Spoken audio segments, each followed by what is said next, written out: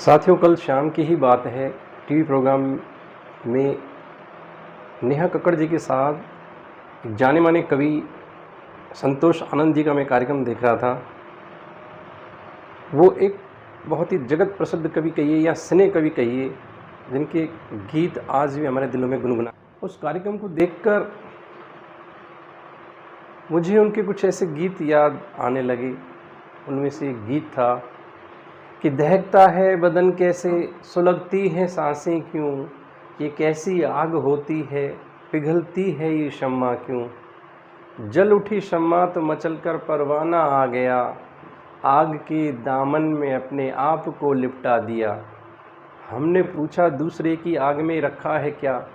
कुछ न बोला कुछ न बोला, अपनी धुन में बस यही गाता रहा, बस यही गाता रहा कि मोहब्बत है क्या चीज़,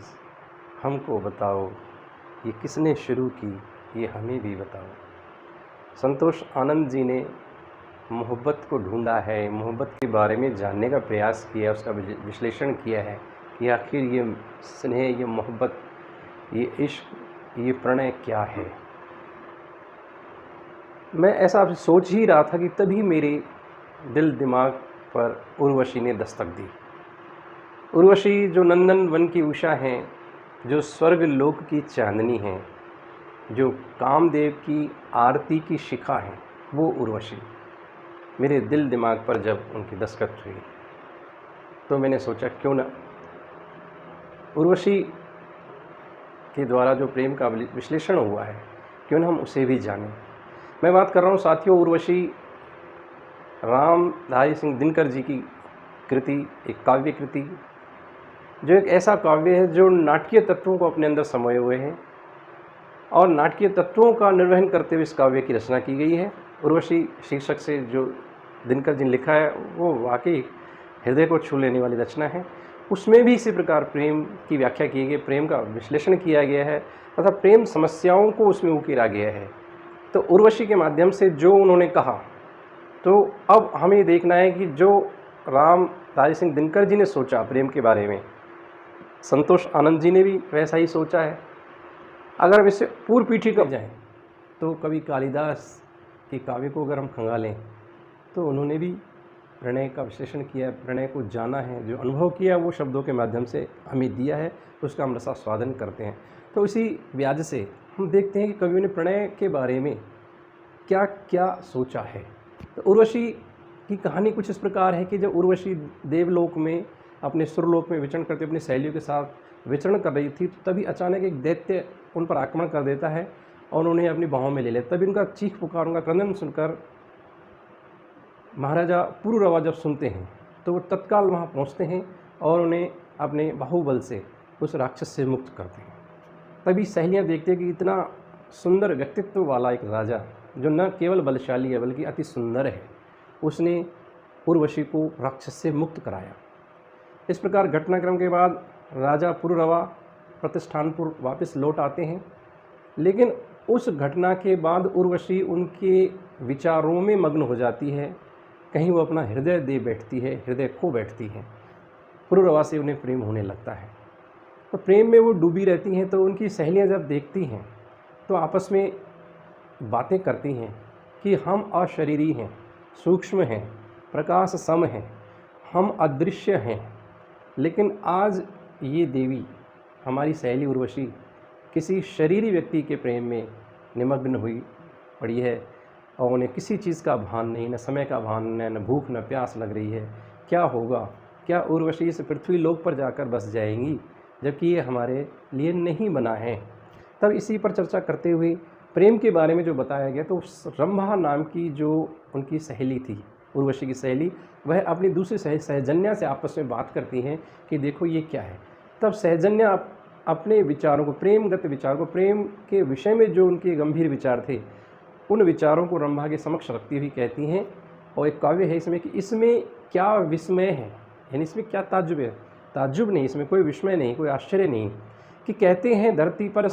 रात है, धरती पर सब रोगों से कठिन प्रणय है, लगता है यह जिसे, उसे फिर नींद नहीं आती है, दिवस रुदन में, रात आह भरने में कट जाती है, मन खोया खोया आँखें कुछ भरी भरी रहती हैं, भीगी पुतली में कोई तस्वीर खड़ी रहती है, भीगी पुतली में कोई तस्वीर खड़ी रहती है।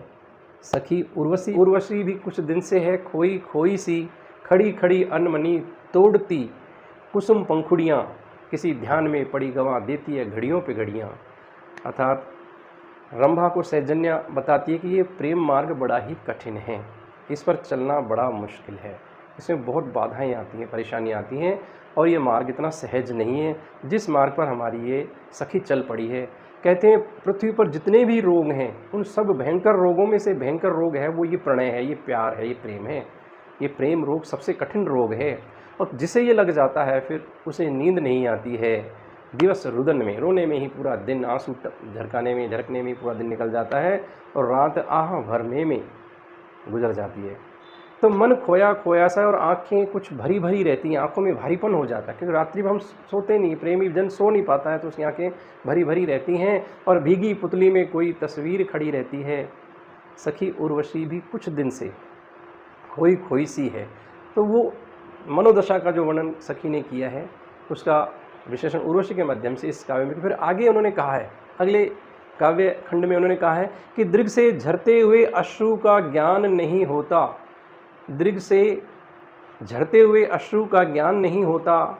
आया गया कौन कुछ ध्यान नहीं होता, मुख सरोज मुस्कान बिना आभा विहीन लगता है, भुवन मोहिनी श्री का चंद्रानन मलिन सा लगता है। प्रेम में खोया हुआ, प्रेम के विचारों में, अपने प्रेमी के विचारों में खोया हुआ व्यक्ति मुस्कुराना छोड़ देता है, खाना छोड़ देता है। तो ऐसी स्थिति में कवि दिनकर ने लिखा है कि आँखों से बहते हुए आंसुओं का भी ज्ञान नहीं रहता है, और हमारे आसपास से कौन गुजर गया इसका भी ध्यान नहीं होता है जब प्रेम किसी को होता है तब। और मुख सरोज मुस्कान बिना, ये मुख सरोज, ये मुखमंडल जो मुख कमल है, कमल के समान जो ये मुख है, दमकता चमकता जो मुख है, मुस्कान के बिना आभा विहीन लगता है। यदि मुस्कान जब चली जाती है तो ये आभा विहीन हो जाता है, सौंदर्य रहित सा हो जाता है। और फिर भुवन मोहिनी श्री का, भुवन मोहिनी श्री जो संसार को मोह लेने वाली श्री, जो लक्ष्मी स्वरूपा हैं, जो सरस्वती स्वरूपा हैं, साक्षात रति स्वरूपा जो हैं उर्वशी, उनके बारे में कहा है कि मुख सरोज मुस्कान बिना आभा विहीन लगता है, भुवन मोहिनी श्री का चंद्रानन मलिन सा लगता है। आज इनका जो चंद्रानन है, ये चंद्रमुख है, जो चंद्रमा के समान इनका जो मुख है वो आज मलिन प्रतीत हो रहा है। और सुनकर जिनकी झमक स्वर्ग की तंद्रा फट जाती थी, जिनकी सुनकर झमक स्वर्ग की तंद्रा फट जाती थी, योगी की साधना सिद्ध की नींद उड़ जाती थी, योगी की साधना योगी की नींद उड़ जाती थी। वे नूपुर भी मौन पड़े हैं, वे नूपुर भी मौन पड़े हैं, निरानंद सुरपुर है, देव सभा में लहर लास्य की अब वह नहीं मधुर है, क्या होगा उर्वशी छोड़ जब हमें चली जाएगी। सहेली आशंका जताती हैं कि आज पूरा जो सुरपुर है वह शांत पड़ा है, इसमें जो लास्य की जो लहर उठती थी, आज वो लास्य की लहर मधुरता खो बैठी है। क्यों कि जो नूपुर जो बसते थे उस महलों में, वो नूपुर आज शांत पड़े हैं, नूपुरों की जो झनकार है वो शांत पड़ी है, क्योंकि उर्वशी के चहलने चहकते महकते इस आंगन से जो ध्वनियाँ उठती थी वो आनंद को दिलाने वाली होती थी। लेकिन आज वह अपने प्रेमी के ख्यालों में डूबी हुई हैं, तो वो न नूपुर बज रहे हैं, न नूपुरों की झनकार सुनाई देती है, और मानो पूरा सुरपुर जो है वह शांत पड़ा है, रसहीन सा लग रहा है। तब इस पर आशंका जाहिर करती है, व्यक्त करती है सहेली कि क्या होगा उर्वशी छोड़ जब हमें चली जाएगी। वहाँ के माध्यम से कवि आगे कहना चाहता है, जब दो सखियाँ आपस में बातचीत कर रही होती है तो रंभा कहती हैं कि कल कल कर बह रहा मुक्त जो, कूलहीन वह जल है, किसी गेह का नहीं दीप जो, हम वह द्युति कोमल हैं, रचना की वेदना जगह जग में उमंग भरती हैं, कभी देवता कभी मनुज का आलिंगन करती हैं, पर यह परिरंभण प्रकाश का मन का रश्मि रमण है, गंधों के जग में दो प्राणों का निर्मुक्त भ्रमण है, सच है कभी कभी तन से भी मिलती रागमयी हम, कनक रंग में नर को रंग देती अनुरागमयी हम, देती मुक्त उंडेल अधर मधु ताप तप्त अधरों पर, देती मुक्त उंडेल अधर मधु ताप तप्त अधरों पर, सुख से देती छोड़ कनक कलशों को उष्ण करों में, सुख से देती छोड़ कनक कलशों को उष्ण करो में, पर यह तो रसमय विनोद है, पर यह तो रसमय विनोद है, भावों का खिलना है, तन की उद्वेलित तरंग पर प्राणों का मिलना है, प्राणों का मिलना है, तन की उद्वेलित तरंग पर प्राणों का मिलना है, प्राणों का मिलना है। साथियों, कल कल कर बह रहा मुक्त जो कल कल करता हुआ जो बहता हुआ जल है, एक जल धारा है, वो ऐसी मुक्त धाराएं हैं हम, अप्सराएं हैं हम, और वो मुक्त धाराओं के समान कल कल करती हुई बहने वाली हैं, और कुलहीन जिसका कोई किनारा न हो, हम ऐसा जल हैं। और फिर किसी गेह का नहीं दीप जो, हम किसी घर पर प्रज्वलित होने वाला दीपक नहीं जो शाश्वत जलता रहे, और हम वह द्युति कोमल हैं, हम तो वो कोमल स्निग्ध प्रकाश सम हैं जो स्थूल नहीं हो सकते, हम सूक्ष्म हैं, हम भाव सम हैं, हम भावों के माध्यम से भाव स्वरूप होकर हम किसी से प्रेम कर सकते हैं, स्थूल हम नहीं हैं। कभी देवता कभी मनुष्य का आलिंगन करती हैं, हम तो उन सूक्ष्म रूप प्रकाश स्वरूप हैं जो कभी देवताओं का भी आलिंगन करती हैं, तो कभी कभी हम मनुष्य यानी मनुष्यों का भी हम आलिंगन कर लेती हैं, लेकिन स्थायी तौर पर हम स्थूल नहीं रह सकते। तो फिर पर यह परिरंभण प्रकाश का मन का रश्मि रमण है, ये सखी हम प्रेम कर भी लेती हैं, हमें स्थूल प्रेम की आवश्यकता महसूस होती है, अनुभव होता है हमें कि हम स्थूल प्रेम करें, किंतु ये जो हमारा प्रेम है वो प्रकाश परिरंभण सम है। मानो प्रकाश का जब परिरंभण होता है, प्रकाश के माध्यम से ऊर्जा पुंज के समान हम प्रेममयी बना देते हैं, प्रेम प्राप्त करने योग्य स्वयं को बना लेती हैं। लेकिन और ये फिर मन का रश्मि रमण है, केवल भावों का रमण है, भावों के माध्यम से होने वाला रमण है, यहाँ स्थूलता का अभाव है। फिर गंधों के जग में दो प्राणों का निर्मुक्त भ्रमण है, लेकिन यहाँ हमारी सखी पुररवा जो कि एक पार्थिव व्यक्ति हैं, उनसे प्रेम कर बैठी हैं, जबकि हम अपार्थिव हैं, अशरीरी हैं, अदृश्य हैं, सूक्ष्म हैं, हम भला कैसे प्रेम कर सकती हैं। सच है कभी तन से भी मिलती रागमयी हम, हाँ ये सच है कि कभी कभी हम तन से भी, किसी शरीर से भी रागमयी हम रागमयी हैं, हम कभी कभी शरीरों से भी मिल जाती हैं, स्थूलत्व को प्राप्त कर लेती हैं, स्थूल शरीर से भी प्रेम कर बैठती हैं, और कनक रंग में नर को रंग देती हैं,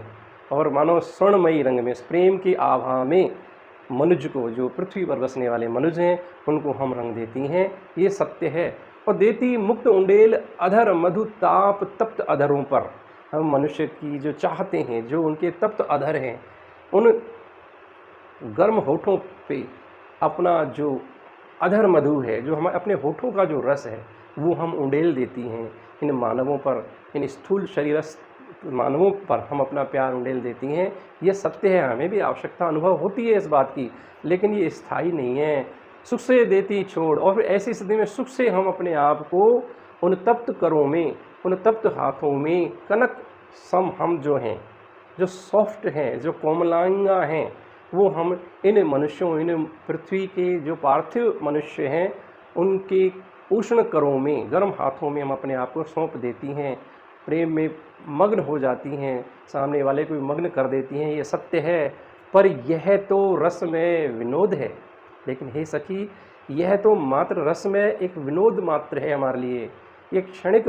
विनोद है हमारे लिए, ये स्थायी नहीं है, यह तो क्षणिक विनोद सम है। और फिर हम स्थायी कैसे हो सकती हैं। और भावों का खिलना है, ये मात्र एक भावाभिव्यक्ति है, हम अशरीरी होकर भी शरीरी व्यक्तियों के साथ प्रेम कर लेती हैं, ये सत्य है। पर ये मात्र हमारे लिए विनोद सम है, क्षणिक है, आनंद लिया और इसे फिर त्याग दिया, उसका स्थायित्व नहीं रहता है, लंबे समय तक हमारा रहना असंभव होता है। तन की उद्वेलित रंग पर प्राणों का मिलना है, जो तन का जो उद्वेलित रूप है उस पर हमारा प्राणों का मिलना है, सिर्फ क्षणिक है, कुछ समय का होता है, स्थायी रूप से हम उन पर नहीं रह सकते। तो ये सखी हमारी जो उर्वशी हैं, वो क्या पूर्ण रूप से सदा सदा के लिए पृथ्वी लोक पर रहने वाले राजा पुरुरवा के प्रेम में आसक्त होकर, लिप्त होकर क्या सदैव के लिए उनकी हो जाएंगी? क्या हमेशा के लिए भूगामिनी हो जाएंगी? क्या भूमि पर रहने वाली भू निवासिनी हो जाएंगी? क्या ऐसा संभव है? यह तो हमारे लिए विनोद सम होता है कि हम शरीरी लोगों से प्रेम कर लेती हैं, कुछ क्षण के बाद हम उन्हें त्याग देती हैं, पर ये हमारी सखी इस प्रेम में पगी हुई क्या सदैव के लिए भूलोकगामिनी हो जाएंगी, क्या वहाँ की निवासिनी हो जाएंगी? ऐसा प्रश्न करती हुई रंभा और सहजना आपस में वार्तालाप करती हैं, जिनके केंद्र में उर्वशी ही होती है। इसके कुछ अंशों को हम आगे और अगले एपिसोड में विचार करेंगे, समझेंगे और इसका रसास्वाद करेंगे।